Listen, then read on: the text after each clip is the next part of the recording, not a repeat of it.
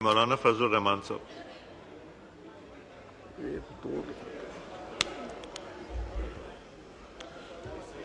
بسم اللہ الرحمن الرحیم نحمدہ ونصلی علی رسولہ الکریم.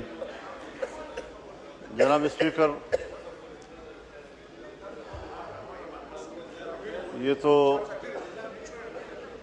ماہر قوانین جانے کہ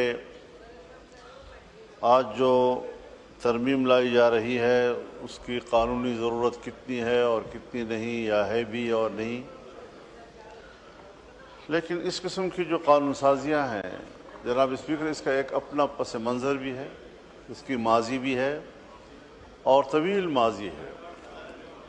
دہشت گردی کے حوالے سے، دہشت گردی کے خلاف جنگ یہ صرف پاکستان میں نہیں، عالمی سطح پہ شروع ہوئی تھی، اور دہشت گردی کے خلاف جنگ کی قیادت امریکہ بہادر خود کر رہا تھا، اور پاکستان کی مشرف گورنمنٹ نے اس اتحاد کا حصہ ہونے کا فیصلہ کیا تھا. اور اس کے بعد دہشت گردی کے ساتھ ساتھ یہاں پر بدعنوانیوں کے خلاف، کرپشن کے خلاف نیب قوانین بنائے گئے. مجھے تعجب اس بات پر ہے کہ کبھی کسی قانون دان نے یا کبھی کسی پارلیمنٹیرین نے اس تمام تر تاریخ اور اس تمام تر ماضی میں، اس تمام تر قانونی چارہ-جوئیوں میں اس نقطے کو کبھی دیکھا ہے کہ ہم نے اس قانون سازی کے تحت پاکستان کے ہر فرد کو، پاکستان کے ہر شہری کو پیدائشی مجرم قرار دے دیا ہے. پاکستان کا ہر شہری اس وقت پاکستان میں مجرم ہے. حکومت اور ادارے جب چاہیں بغیر پوچھے کسی شخص کو بھی گرفتار کر سکتی ہیں، اور گرفتار کر لینے کے بعد پھر اس کو ثابت کرنا ہوگا کہ میں گناہگار نہیں ہوں. یہ شریعت کے لحاظ سے کہاں ہے، یہ انسانیت کے لحاظ سے کہاں ہے؟ اس کا نشانہ صرف پاکستانی قوم کو کس طرح بنا دیا گیا ہے. اور پھر ہماری طرح کے کچھ کمزور ممالک، ترقی پذیر ممالک، ان کے کچھ حوالے بھی دیے جاتے ہیں کہ یہ قانون فلاں ملک میں ہے. پھر غلط قانون کو بطور نظیر پیش نہیں کیا جا سکتا. آپ جانتے ہیں کہ کتنے ممالک ہیں دنیا میں کہ اسی طرح کی غلط قانون سازیوں اور عدالت کے غلط فیصلوں کے نتیجے میں ہمارے قانون اور ہمارے فیصلے بطور نظیر پیش نہیں کیے جا سکتے. ان عدالتوں نے بھی پابندی لگائی ہوئی ہے، ان پارلیمنٹوں نے بھی پابندی لگائی ہوئی ہے. ہم کہاں جا رہے ہیں؟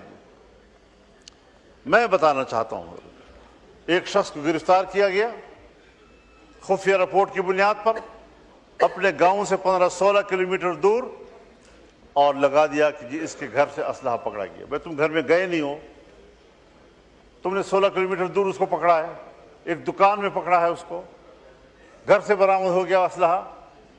اس طرح کی جھوٹ بولے جاتے ہیں.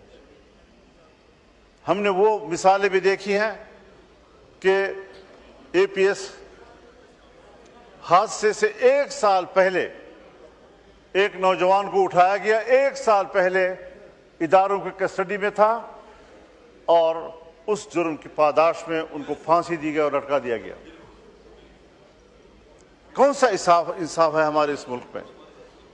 کس انصاف کی آپ باتیں کر رہے ہیں؟ دہشت گردی کے خلاف جنگ کب سے شروع ہوئی، کب سے ہم سفر کر رہے ہیں، اور میرے خیال میں یہ گزشتہ 20-25 سالوں میں جو ہم نے دیکھا ہے، یہاں دہشت گردی ختم کب ہوئی ہے؟ کہ آپ کہتے ہیں کہ جی آج ایک نئی لہر آ گئی ہے. اس کے دہشت گردی ختم کب ہوئی ہے؟ اس کا سلسلہ کب ٹوٹا ہے؟ ہم اپنے گاؤں میں نہیں جا سکتے. میرے ملک کا ایک معزز شہری میرا مہمان تھا، میرے گھر سے نکلا، میرے گاؤں سے اسلام آباد کے لیے.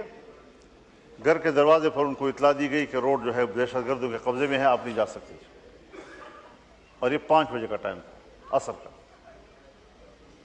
2 دن کی بات ہے. کہاں ہے آپ کا رٹ؟ کہاں ہے آپ کی حکومت؟ باجوڑ میں کیا صورتحال بنی ہوئی ہے؟ اور پھر ہم پبلک کو آگے کرتے ہیں، قبیلے کو کہتے ہیں آپ بات چیت کریں۔ بابا ان کے پاس اسلحہ ہے، میں غیر مسلح ہوں۔ تمام قبائل کو آپ نے غیر مسلح کر دیا ہے۔ ان کے پاس اپنے تحفظ کے لیے کوئی چیز نہیں ہے، اور آپ مسلح لوگوں کے ساتھ کہتے ہیں کہ آپ مذاکرات کریں۔ فوج کیوں مذاکرات نہیں کرے گی؟ لا انفورسمنٹ ادارے کیوں مذاکرات نہیں کرے گی؟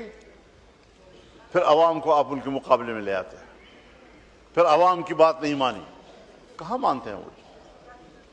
لہٰذا اسٹریٹجی بناؤ، کوئی سلیقے سے بناؤ، کوئی طریقے سے بناؤ، اور اس پر ایک باقاعدہ پارلیمانی کمیٹی کا اجلاس بلاؤ، مشورہ کرو کہ کیا صورتحال بن سکتی ہے۔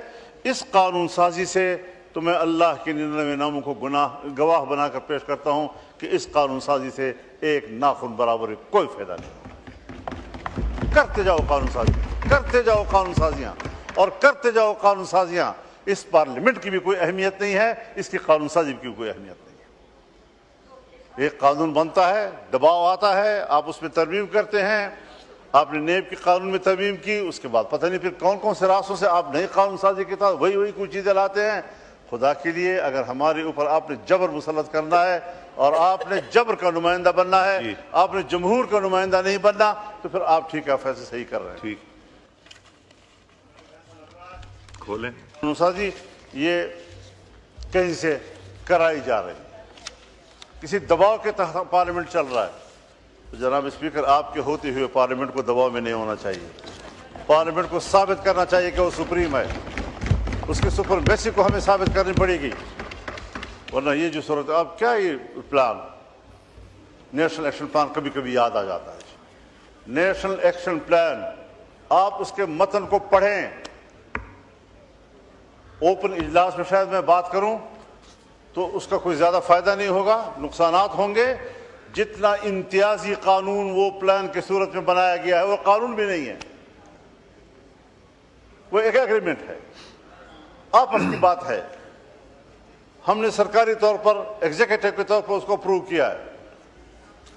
اس ایگزیکٹو آرڈر کے تحت تو میثاق جمہوریت بھی اپروو ہوا، اس پر عمل کیوں نہیں کیا جا رہا؟ نیشنل ایکشن پلان ایک امتیازی قانون ہے۔ میں نے اجلاس کے دوران اس وقت بھی جب یہ پاس کیا جا رہا تھا، اس لمحے بھی میں نے اس کو مسترد کیا تھا، میں آج بھی فلور آف دی ہاؤس پر اس کو مسترد کرتا ہوں۔ لائے ریاست جو طاقت لائے ہمارے خلاف، ہم اس کو بھگتنے کے لیے تیار ہیں، لیکن ناجائز قانون، امتیازی قانون کو تسلیم کرنے کے لیے ہم تیار نہیں ہیں۔ آج پھر آپ ہم پر ایک مارشل لا مسلط کر رہے ہیں، آپ پھر ایک بار ہم پر ایک جبر مسلط کر رہے ہیں۔ آپ کیا کر رہے ہیں؟ راتوں رات مسجدیں گرائی جا رہی ہیں، اسلام آباد میں گرائی جا رہی ہیں۔ آپ خود دہشت گردی کو دعوت دے رہے ہیں، آپ تو انتہا پسندی کو دعوت دے رہے ہیں۔ کبھی ہمارا ماٹو تھا، لاہور کی ایک مسجد بنی، شب بھر میں بنا دی مسجد تو ایمان کی حرارت والوں نے، اور آج شب بھر میں گرا دی مسجد۔ آگے نہیں کہتا، ذرا مختلف ہو جاتا ہوں۔ جی شکریہ، جی شکریہ مولانا صاحب۔ کھولیں مولانا۔ 50 کی آپ نے لسٹ مہیا کی ہوئی ہے۔ مسجد جب بن جاتی ہے تو پھر وہ مسجد ہے، قیامت تک کے لیے مسجد ہے۔ کسی مائی کا لال اس مسجد کو نہیں گرا سکتا۔ ہم اپنا خون گرائیں گے لیکن مسجد کو نہیں گرنے دیں گے، اور اس کو دوبارہ تعمیر آپ پر لازم ہے۔ آپ نے 24 گھنٹے کا ٹائم لیا تھا، آج 1 بجے وہ ٹائم ختم ہو گیا ہے، ابھی تک آپ نے وہاں اینٹ نہیں رکھی۔ اگر صورتحال خراب ہوتی ہے تو فضل الرحمان ذمہ دار ہوگا۔ میں تو یہاں تھا بھی نہیں، یہ وقوع ہوا، لوگ اشتعال میں آئے، لوگ جمع ہو گئے، وہاں پر پہنچ گئے، نمازیں پڑھائی جا رہی ہے، اور قرآن کریم کو بھی آپ نے باہر نہیں نکالا کہ قرآن کریم کے نسخے باہر رکھ کر آپ مسجد گرائیں۔ آپ کو اتنی جلدی تھی کہ قرآن کریم کو بھی زمین میں دھسا دیا گیا۔ کوئی شرم اور حیا ہے یا نہیں ہے؟ آپ قرآن کریم کو دفنائیں، اور پھر اتنی جلدی میں وہاں پر درخت بھی کھڑے کر دیے، راتوں رات درخت بھی تھے، یہاں کوئی مسجد تھی ہی نہیں۔ امینڈمنٹ پہ آ جائیں پلیز۔ حضرت یہ مسجد ہے، یہ مسجد تھی، نہیں، اب تو یہ amendment مسجد ہوئی، رہے گی، oppose ہوئی۔ اور 50 مساجد کی جو لسٹ آپ نے مہیا کی ہے، میں چیلنج کرتا ہوں آپ کو، آپ کسی ایک مسجد کی ایک اینٹ ہلا کر رکھ دیں، پھر فضل الرحمان نہیں ہوگا۔ مذاق بنا رکھا ہے آپ لوگوں نے، اس طرح کی حرکتیں کی جائیں گی ملک کے اندر، پھر کہیں گے جی ذرا ٹھنڈا کرو معاملے کو، ٹھنڈا کرو معاملے کو، ابھی 14 اگست آ رہا ہے، ابھی وزیر داخلہ ملک میں موجود نہیں ہے، ذرا ان کو آنے دیں۔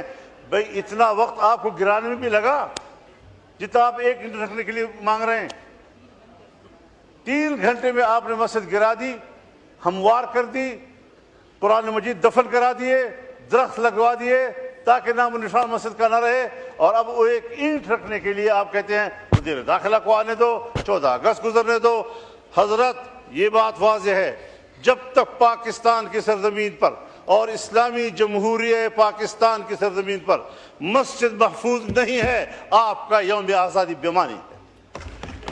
جی امینڈمنٹ پہ آ جائیں مولانا صاحب۔ اس مذہب کے لیے، اس دین کے لیے، اسلام کے لیے، لا الہ الا اللہ کے لیے، شاعر دین کے لیے، اس کے تحفظ کے لیے اس ملک کو بنائے ہوئے ہیں، اور اسی کے لیے ہم یوم آزادی مناتے ہیں۔ اگر اسی دن ہمارے شاعر پر حملے کیے جاتے ہیں، ان کو تباہ کیا جاتا ہے، یوم آزادی کس چیز کا؟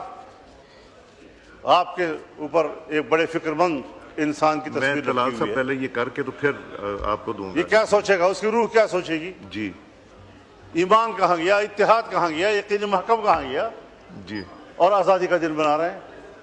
یہ ساری چیزیں ہم تضادات کا شکار ہیں قومی سطح پر، اور ہمیں آج ہی وہاں پر وعدے کے مطابق 48 گھنٹے کے اندر، 48 گھنٹے 1 بجے پورے ہو گئے ہیں، 1 بجے پورے ہو گئے ہیں، اور ابھی تک وہاں پر اینٹ نہیں رکھی گئی۔ تو یہ خلاف ورزیاں یہ آپ کی طرف سے ہو رہی ہیں، اور ہم آپ اشتعال کا ماحول پیدا کر رہے ہیں۔ آپ اشتعال پیدا کریں اور ہمیں کہیں کہ جی آپ کول ڈاؤن کریں، یہ نہیں ہو سکتا۔ شکریہ، شکریہ جی۔